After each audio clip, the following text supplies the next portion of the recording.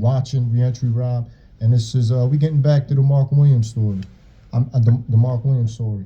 Mark, you on the line? Yeah, I'm here.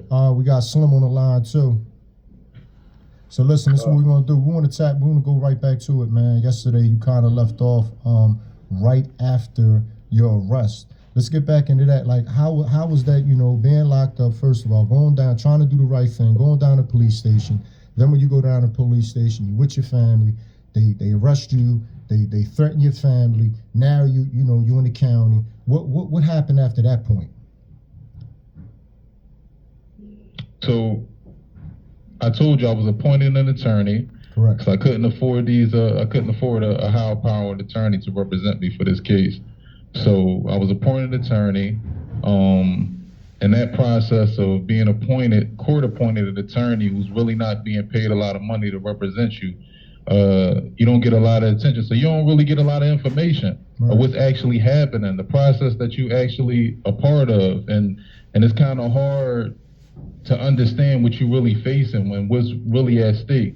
Right. So, like I said, I was appointed attorney. He came to see me one time in the county prison, in this county jail, and that was after I had found out my co-defendant was charged with as a co-defendant in this case, and this was after I was sitting in prison for 6 months. Right. And they gave me a co-defendant. So, yeah, so he came to see me. He told me that I now have a co-defendant, and I should probably make up a story and put the crime on my new co-defendant so I can get myself off of a DBI sentence. So this was the advice of your attorney. This was your advice. This was the advice of your attorney.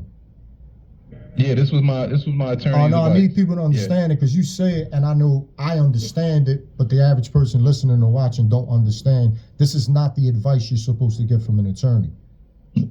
Right. Okay. Especially when you're telling your attorney, I didn't commit this crime. Correct. I have an alibi.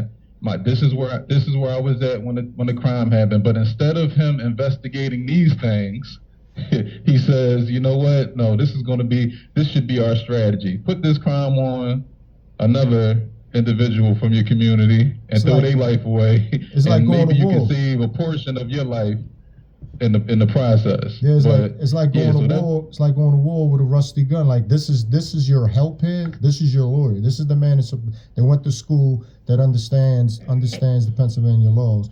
We come up in communities like, we going to school, we educate and stuff like that, but law's not our thing. We're not diving into law. We're not, at least not all of us. And now you're getting advice. Yeah. Now with that said,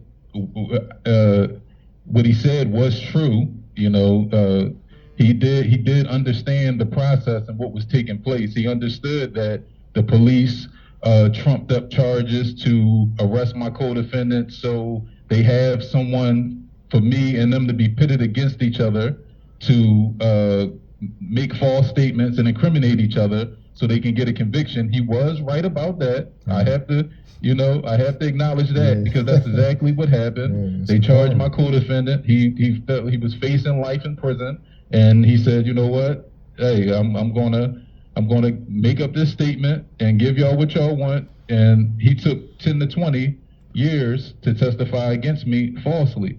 Now, to that, I go to trial.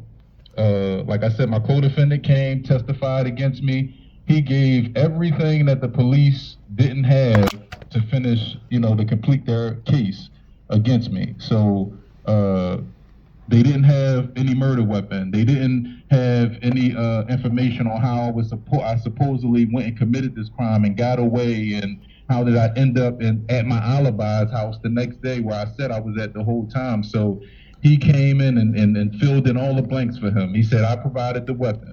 I provided the ride to the crime. I provided the ride away from the crime. And he gives it in detail in my trial. So all of this stuff is public record. My transcripts, all of this, all these things are public record, how he detailed what he did and all of these things. So come to find out later on, my alibi was called. I did get my alibi called. That's another crazy situation. My